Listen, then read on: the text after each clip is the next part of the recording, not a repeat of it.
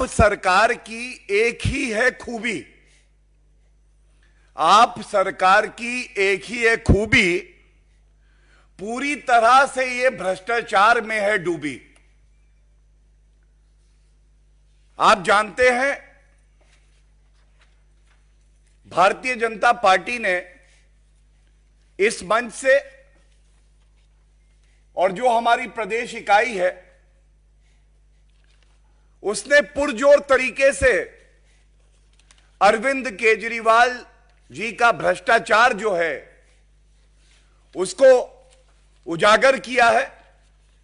जनता की आवाज बनके, चाहे वो आबकारी घोटाला हो, चाहे वो क्लासरूम घोटाला हो, और आज डीटीसी की जो बसेस हैं उसमें भी एलजी महोदय ने सीबीआई जांच की सिफारिश को स्वीकार करके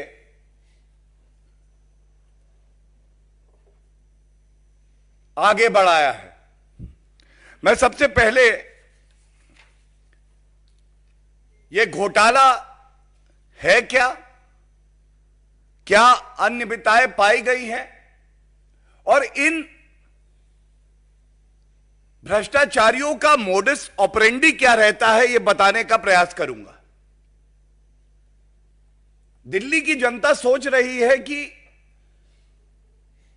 आप अरविंद केजरीवाल जी का कोई भी मंत्रालय उठाइए तो उसमें भ्रष्टाचार मिलेगा, वसूली मिलेगी। Tailor making of contracts and tenders, ऐसा निविदा बनाओ कि जो हमारे चहेते मित्र हैं, जो गुलाबी गड्डियां अरविंद केजरीवाल की तिजोरी में वापस दे सके जनता के रुपए की, उन्हीं को टेंडर मिले। जो तथ्य सामने आए हैं, सबसे पहले शुरुआत करूंगा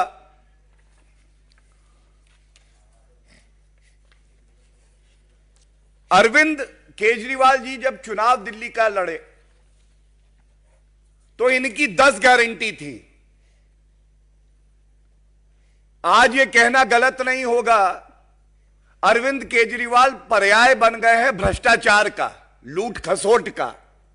और एक गारंटी है, अरविंद केजरीवाल है तो भ्रष्टाचार है। कहते थे कि दिल्ली में 11,000 से ज्यादा डीटीसी बस देंगे।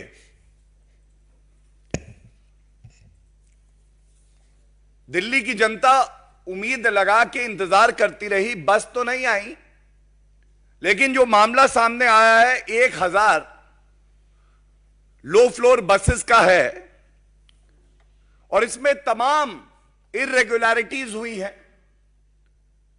यह पहली बार देखा गया ट्रांसपोर्ट मिनिस्टर कैलाश गहलोत, इनको बोर्ड का चेयरमैन बना दिया, जो एक अधिकारी होता था। अब पूछा जाएगा यह क्यों हुआ? सुविधा के लिए होता है यह। अगर अरविंद केजरीवाल का मंत्री रहेगा तो कानून को ताक पे रखते हुए जैसा अरविंद केजरीवाल बताएंगे वैसी ही शर्तें रखी जाएंगी निविदा में, वही व्यक्ति का चयन होगा, उसके बाद वसूली होगी, रुपया घूम के अरविंद केजरीवाल की तिजोरी में आ जाएगा। तो पहली अनियमितता तो यह थी। और जनता को भटकाने के लिए ऐसा प्रतीत हो कि सब बड़ा ही पारदर्शी तरीके से हो रहा है, एक कंसल्टेंट जरूर बना देते हैं। इस मामले में भी एक संस्था है DIMTS, डिम्स, इसको कंसल्टेंट बनाया। विचित्र बात यह है कि इस कंसल्टेंट ने कंसल्टेशन जो किया वो ये किया कि कैसे वसूली का रुपया, ये काला धन, गुलाबी गड्डियां अरविंद केजरीवाल तक पहुंच जाएं और भ्रष्टाचार पूरा हो जाए। जो L1 था, बड़ी ही प्रतिष्ठित कंपनी थी, लेकिन L1 से इनकी सांठगांठ नहीं थी। इन भ्रष्टाचारियों को जनता का जितना रुपया चाहिए था वो एक ईमानदार कंपनी देने के लिए नहीं तैयार थी। तो इन्होंने एक और कंपनी जो इनकी चहेती थी, जिसको इनको चिन्हित करके सेलेक्ट करना था, JBM, उसको बातचीत के लिए बुलाया।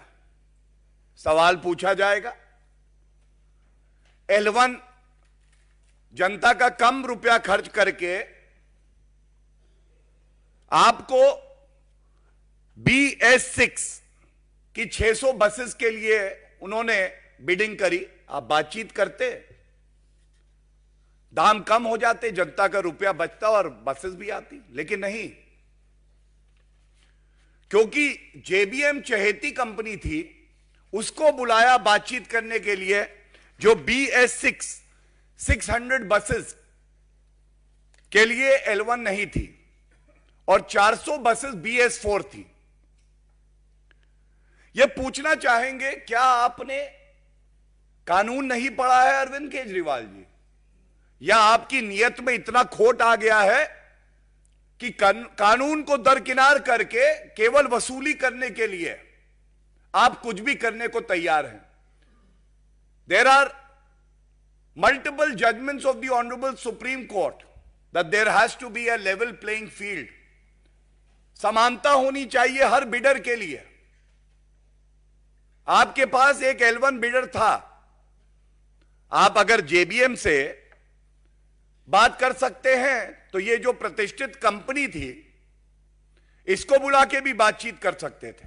और जब मैं कहता हूं प्रतिष्ठित, तो बड़ी जिम्मेदारी से कहता हूं, देश की सबसे प्रतिष्ठित कंपनी, उसको नहीं बुलाया गया। और ये जब सारा मामला सामने आया तो तमाम कंप्लेंट की गई।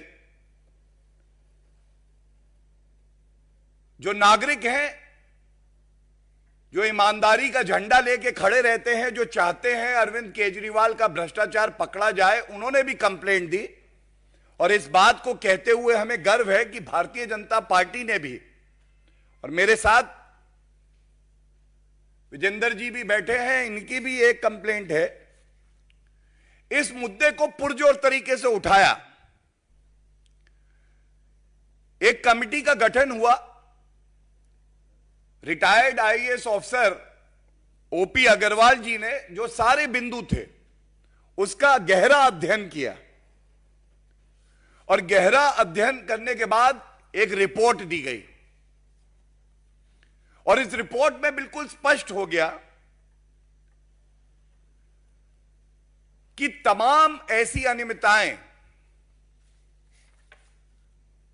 जानबूझ के करी गई, कानून की अनदेखी करते हुए, क्योंकि मकसद केवल एक था। मकसद यह था कि जो हमारे मित्र हैं उन्हीं को हम ये टेंडर दें और इन मित्रों से हम भ्रष्टाचार का इत्र लगाएं। और मैं ये बता दूं कि ये अनियमितताएं इतनी चिंताजनक हैं कि सोच के डर लगता है कि अरविंद केजरीवाल जी कितनी लूट खसोट करना चाहते हैं। जनरल फाइनेंशियल रूल्स होते हैं। अरविंद केजरीवाल जी, आप बताइए, जनरल फाइनेंशियल रूल्स का पालन आपने क्यों नहीं किया? क्या आप अपने आप को संविधान से और कानून से ऊपर समझते हैं? एक मैनुअल है प्रोक्योरमेंट ऑफ गुड्स, उसकी गाइडलाइंस हैं, आपने उसका भी पालन नहीं किया, ऐसा क्यों है? और जैसा हमने आपके समक्ष रखा था जब क्लासरूम घोटाला हुआ था, CVC की अपनी गाइडलाइंस हैं कि जब सरकारी रुपया खर्च होगा तो पारदर्शिता भी होनी चाहिए और जितने मानक हैं उन सब का पालन करना जरूरी है। और पुनः अरविंद केजरीवाल जी ने कहा कि नहीं, सीवीसी जरूरी नहीं है, मेरे लिए तो करप्शन जरूरी है। अगर मैं आया हूं तो करप्शन तो करूंगा ही करूंगा, जनता का रुपया तो मुझे लूटना ही है। ये जो सवाल हम लोग यहां से पूछ रहे हैं, ये गंभीर सवाल हैं। और सबसे महत्वपूर्ण, जो 1000 बसेस आनी थी, इनकी मेंटेनेंस का ठेका भी इस तरह से बनाया गया कि जो इनबिल्ट 3 साल की मेंटेनेंस होती है मुफ्त, आप किसी से नई बस लेंगे तो वो कंपनी आपको कुछ साल के लिए मेंटेनेंस देगी, उसको जोड़ दिया मेंटेनेंस कॉन्ट्रैक्ट में, जिससे कि भारी रकम हम दें इस कंपनी को, वापस हमारे पास घूम के आए, और जो इनबिल्ट मेंटेनेंस प्राइस में है उसको दोबारा फैक्टर इन कर दिया इन्होंने अपने मेंटेनेंस कॉन्ट्रैक्ट में। ये कुछ प्रमुख बिंदु मैंने आपके समक्ष रखे, और तथ्य हैं जो भी रखे जाएंगे, लेकिन अब मैं कुछ मुख्य बातें आपके समक्ष रखना चाहता हूं। जब सत्येंद्र जैन जेल की सलाखों के पीछे गए, उससे पहले उनको सर्टिफिकेट अरविंद केजरीवाल ने दिया था कि कट्टर ईमानदार हैं। ईमानदारी देखिए, 3.5 महीने से जेल में है। लेकिन एक बदलाव आया। आज मैंने प्रेस वार्ता सुनी आम आदमी पार्टी की, एक गंभीर आरोप आता है। जो अपने आप को कट्टर ईमानदार पार्टी कहती है, उसका प्रवक्ता आके ये नहीं कहता है कि घोटाला नहीं हुआ। आप इस बात पे ध्यान दीजिएगा। आज आम आदमी पार्टी ने यह नहीं कहा कि घोटाला नहीं हुआ, उन्होंने एक और मुद्दे को उठाया, और जो उनका मूल चरित्र है कि मुख्य मुद्दे से भटका दो, सही काम को लटका दो, वही काम आज कर रहे थे। अगर आप मुख्य मुद्दे से भटकाएंगे तो मैं ये जरूर कहूंगा कि आप अगर लटकाना जानते हैं ना, तो जनता झटका देना जानती है। दूसरी प्रमुख बात जो उठाना चाहेंगे, आज यह भी नहीं कहा गया कि हम कट्टर ईमानदार हैं, और मजबूरी है। जब एक के बाद एक हवाला घोटाला, स्वास्थ्य मंत्री जेल में, उप मुख्यमंत्री मनीष सिसोदिया आबकारी घोटाला,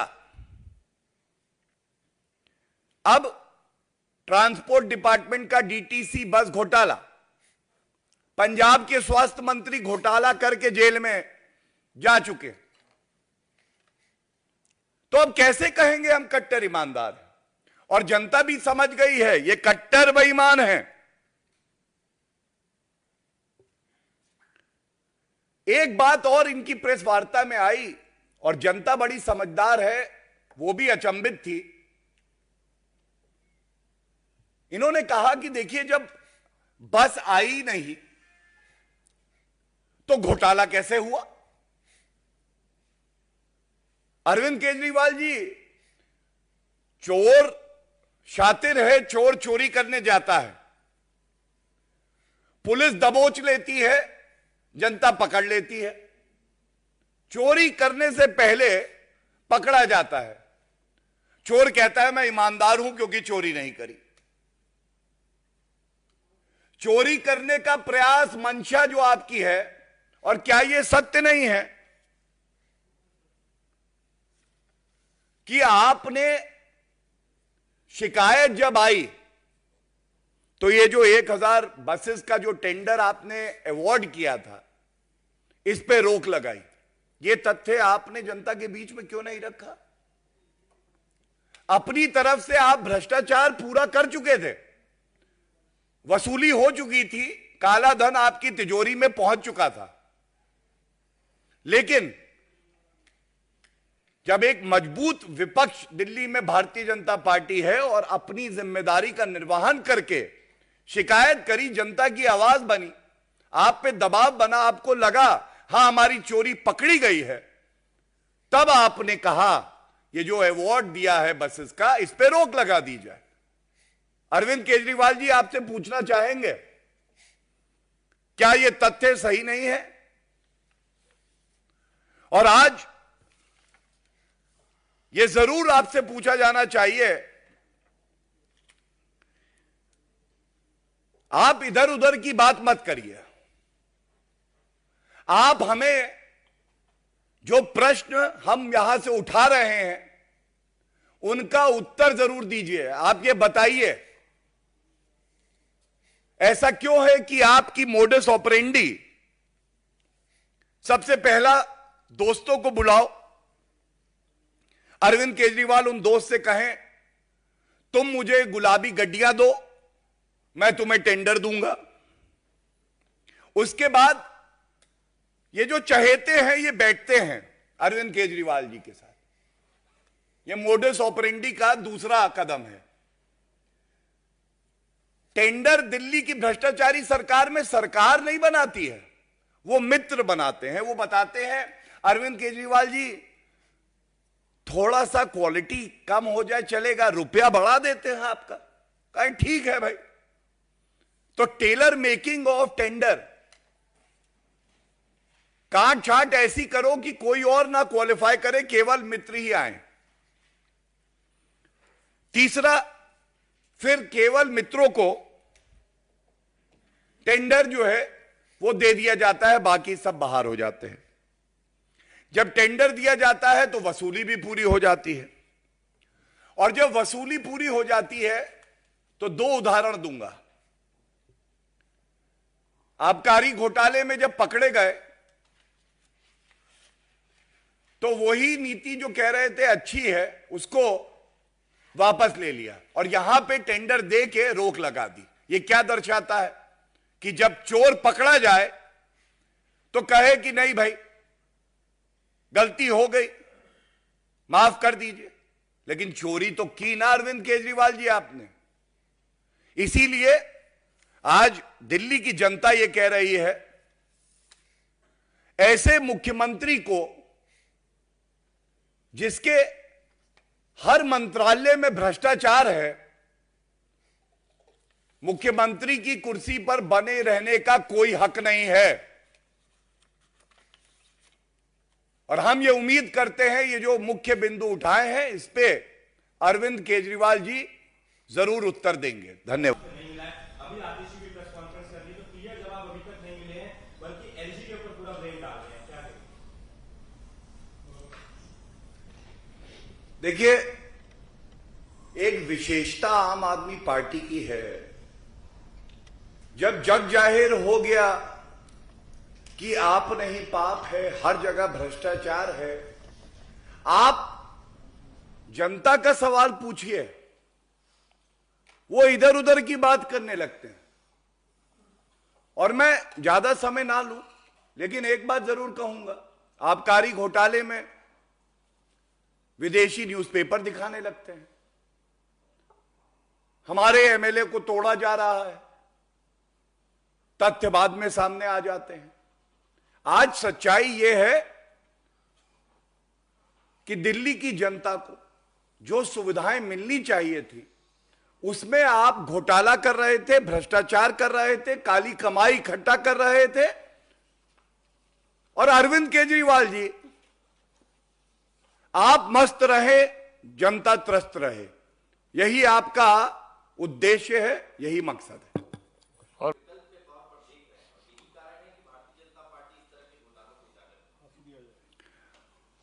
देखिए, ऐसा है, जो जानकारी हमारे पास आती है 99% भ्रष्टाचारी अरविंद केजरीवाल को ही चाहते हैं। 99%। उनको पता है अरविंद केजरीवाल के साथ ड्राइंग रूम में बैठो, चाय पियो, निविदा खुद बनाओ, गुलाबी गड्डियां दो, टेंडर पाओ। लेकिन जनता की कौन सोच रहा है? भारतीय जनता पार्टी। और जनता की आवाज इतनी प्रखर, इतनी मजबूत कर देंगे कि अरविंद केजरीवाल भी खुद आके बोलेंगे कि आप कट्टर बेईमान है।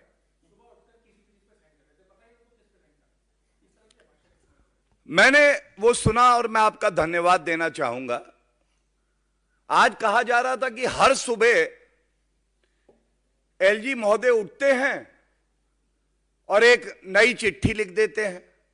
जनता तो ये कह रही है कि ये जरूरत क्यों पड़ती है कि हर सुबह जब हम उठते हैं तो आम आदमी पार्टी का एक और भ्रष्टाचार सामने आ जाता है। और जिस तरह से एक व्यक्ति कानून का सहारा लेके आपको डेफेमेशन का नोटिस देता है और उसको फाड़ दिया जाता है, यह खुद में दिखाता है कि आम आदमी पार्टी एक अराजक अपराध पार्टी है। अराजक अपराध पार्टी। देखिए, जो प्रश्न इस मंच से उठा दिए गए हैं उसको दोबारा दोहराऊंगा नहीं। मैंने वो प्रेस वार्ता सुनी, उन्होंने ये नहीं कहा ये घोटाला नहीं हुआ, नंबर 1 2 उन्होंने ये नहीं कहा कि हम कट्टर ईमानदार हैं, ये तो चला गया। और तीसरी बात, चोर चोरी करने जाता है, पुलिस लपक लेती है, कहता है मैं चोरी तो नहीं कर पाया इसलिए ईमानदार हूं। ये कोई तर्क है? ये अरविंद केजरीवाल का तर्क है। और मैं फिर से कहूंगा, जनता ये जो लटका रहे हैं, भटका रहे हैं, जनता भी ऐसा झटका देगी जिंदगी भर याद रखेंगे।